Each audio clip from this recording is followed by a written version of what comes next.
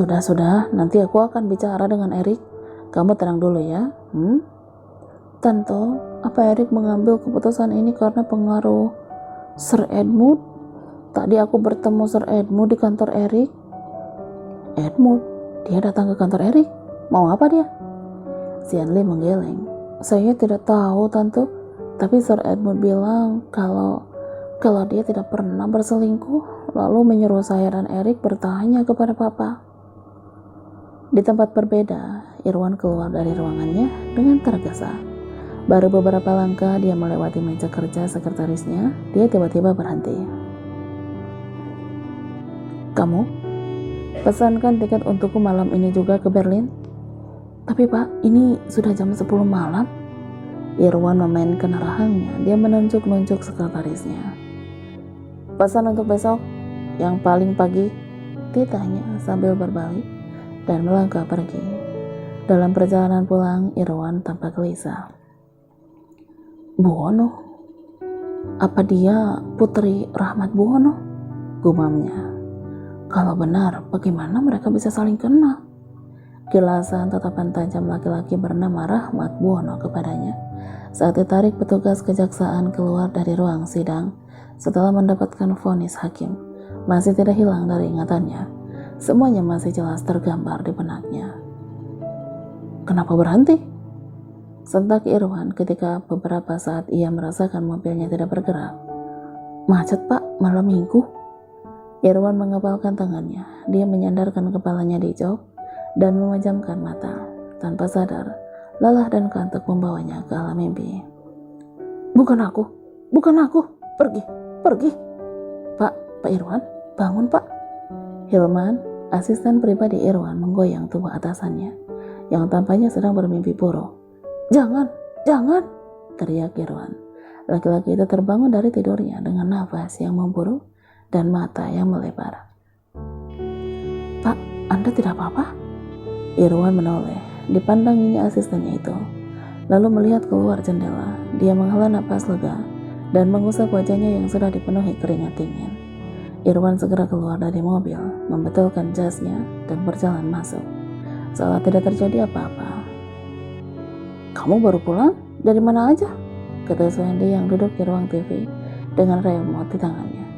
Irwan menatap sinis istrinya itu dan lanjut menaiki tangga.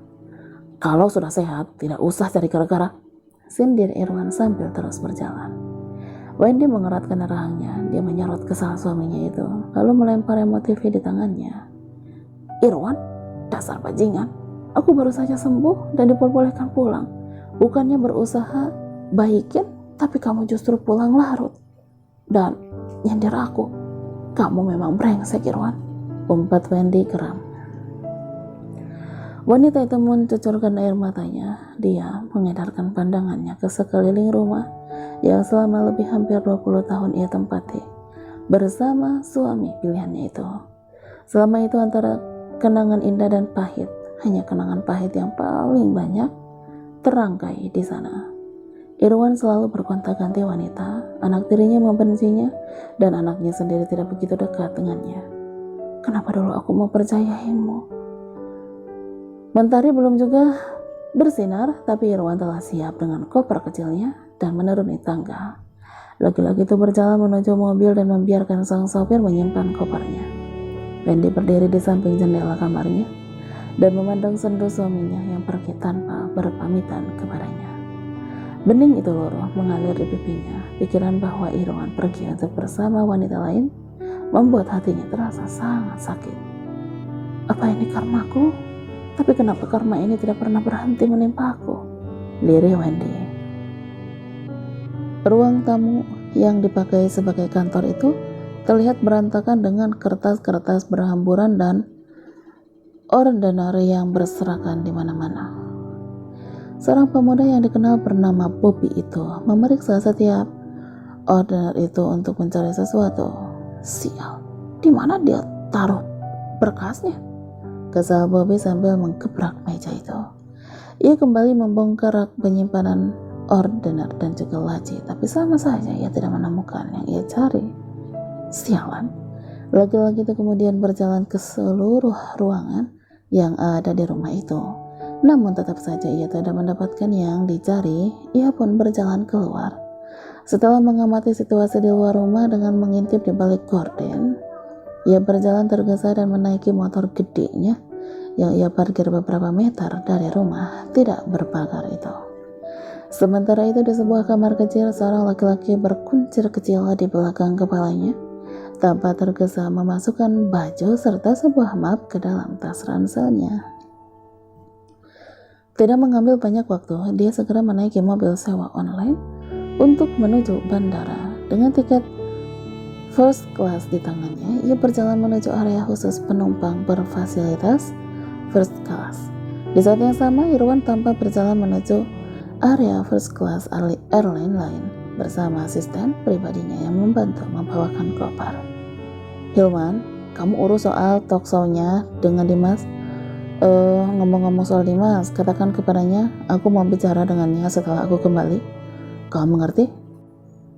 Baik pak, sahut Hilman sambil mengangguk. Oke, kamu bisa pergi sekarang, titah Irwan.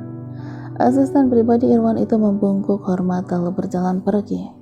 Namun langkah laki-laki itu terhenti ketika dia melihat seseorang yang duduk di lobi first class penerbangan lain. Ia lantas mengambil ponselnya dan memotret laki-laki itu, lalu mengetik nomor di ponselnya. Halo, aku sudah menemukan orang itu. Dia sama persis dengan foto di bandara. Sepertinya untuk penerbangan ke Berlin begini. Ke Berlin? Sahut kencang suara di speaker. Cepat hubungi Farida atau Andre sekarang. Oke, tut. Hilman menggenggam erat ponselnya. Ia lantas berpura-pura menerima telepon dari Irwan dan berjalan pergi ketika laki-laki yang duduk di lobi first class itu tiba-tiba memandang kepadanya. Laki-laki itu duduk di balik kemudi mobil pribadi Irwan dan mencengkeram kuat setirnya. Ia memicing, melihat ke gedung bandara seperti sedang memikirkan sesuatu yang berat. Sebenarnya apa rencana Irwan ke Berlin? Gumamnya, apa orang itu bukan suruhan Irwan? Berlin, Jerman. Apa kamu bilang? Oke, aku akan beritahu orangku. Jangan khawatir. Thanks bro. Andre menutup teleponnya. Dia melihat sang istri yang tampak cemas memandangnya. Hilman memberitahu Bobby kalau dia sudah menemukan orang yang mencuri berkas Riana. Dia dalam perjalanan ke sini. Orang itu pasti akan datang ke apartemen lamamu. Tapi Irwan katanya juga dalam perjalanan ke sini. Urai Andre. Irwan, untuk apa? Entahlah, mungkin dia mau bertemu dengan orang Glamaros. Sudahlah. Ini masih jam 1 malam, kita tidur dulu sayang. Ajak Andre dan menarik istrinya itu untuk kembali berbaring. Hingga fajar menyingsing, Farida masih tidak bisa terlelap. Entah kenapa hatinya gelisah dan ingin menangis. Ada apa ini? Kenapa perasaanku tidak enak? Gumam Farida. Apa sesuatu terjadi lagi pada Ana? Sementara seperti biasa, Riana memberikan pengarahan pada para bawahannya sebelum memulai aktivitas mereka. 2 hari sejak dia memangku jabatan sebagai general manager, kesibukannya semakin meningkat. Dia tidak lagi hanya mengurus desain, tapi juga marketing dan sebagainya. Di tengah kesibukannya itu, dia tetap meluangkan waktu untuk menggali informasi hak-hak ibunya yang sudah diambil paksa dan disalahgunakan oleh keluarga Irwan. Halo, iya benar pak, saya putri kandung Marisa Wibowo. Bukti bahwa saya putrinya. Mendengar syarat yang diminta orang di seberang telepon, hati Riana menjadi galau. Dia tidak memiliki saksi dan bukti konkret. Halo? Suara di seberang telepon menyentak kesadaran Riana. Iya pak, saya akan berikan pada Anda. Kalau bukti sudah ada, apa saya bisa mendapatkan kembali hak milik ibu saya? Riana tersenyum ketika mendengar jawaban orang itu. Dia mengangguk dan menggenggam erat ponsel yang baru saja ia gunakan untuk menerima panggilan. Bagaimana aku bisa mendapat bukti itu? Akte lahirku sudah terbakar. Bagaimana ini? Riana memindai sekeliling ruangannya dan mendesah. Gedung dan tanah ini adalah milik mama. Tapi bagaimana aku bisa membuktikan kalau Irwan dan Wendy sudah menjualnya secara ilegal, sedangkan aku tidak punya bukti kalau aku adalah putri mama. Mama, tolong aku. Apa yang harus kulakukan? Tok tok. Riana tersentak kaget. Ia berbalik dan mengangguk pada asistennya yang sudah berdiri di depan pintu, mempersilakannya masuk. Bu, ada surat panggilan dari pengadilan. Bu Elena akan mulai sidang minggu depan dan Anda diminta datang sebagai saksi. Ini surat panggilan resminya, ujar Nisa seraya memberikan sebuah amplop coklat bertulisan Panggilan Negeri Jakarta Pusat. Riana mendesah dan mengangguk. Oke, terima kasih. Nis, kamu sudah book tiketku ke London? Sudah Bu, pesawat jam 11 siang, business class. Terima kasih, ucap Riana sambil tersenyum. Apa nantinya aku bisa bertemu dengan anakku? Evan, Mami sangat merindukanmu, nah, batin Riana. Riana menyelesaikan harinya dan segera pulang ke apartemennya. Berjalan santai ia menuju lift, namun seseorang menghalangi langkahnya. Riana mendesah, ia mengusap wajahnya frustasi dan menatap lelah sosok yang menghalangi jalannya. Ada apa lagi? Tris, tolong beri aku kesempatan sekali lagi aja, please. Pinta laki-laki itu dengan jari telunjuk yang dia angkat di depan Riana. Mas Dimas, Mas mau aku menutup sebelah mata dan menganggap tidak terjadi apa-apa? Mas, ingat Ayu Mas, dia lagi hamil anakmu.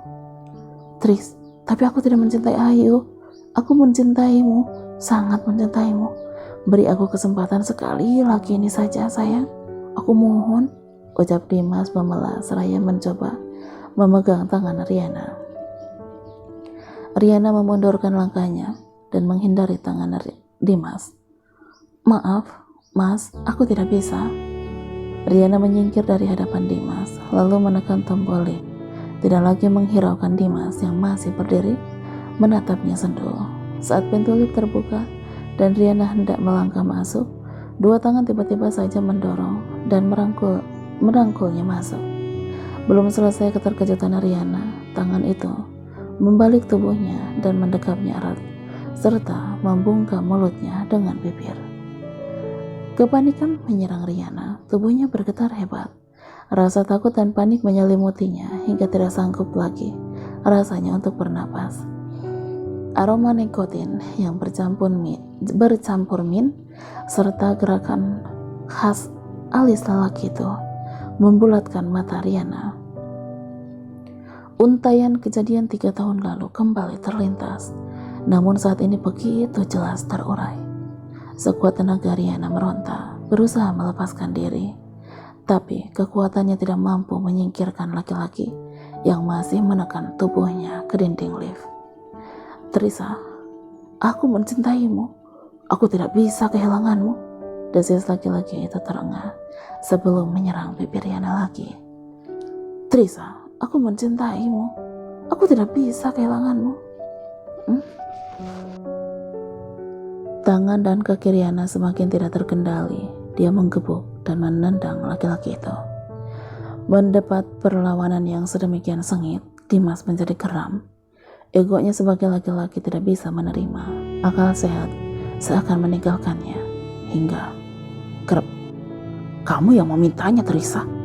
Dimas menangkap kedua tangan Riana, menyatukannya dan menaruhnya di atas kepala. Wanita itu serta menggunakan kakinya untuk menekan paha Riana ke dinding. Matanya yang berkilat marah menatap lekat netra Riana, sebelum akhirnya dia menyerang leher jenjang ibunda Evan itu dan memberikan jejak di sana dengan liar. Rek. Satu tangan Dimas yang lain merobek blus sifon Riana dan menampakkan pelindung buah dadanya yang berwarna merah jambu.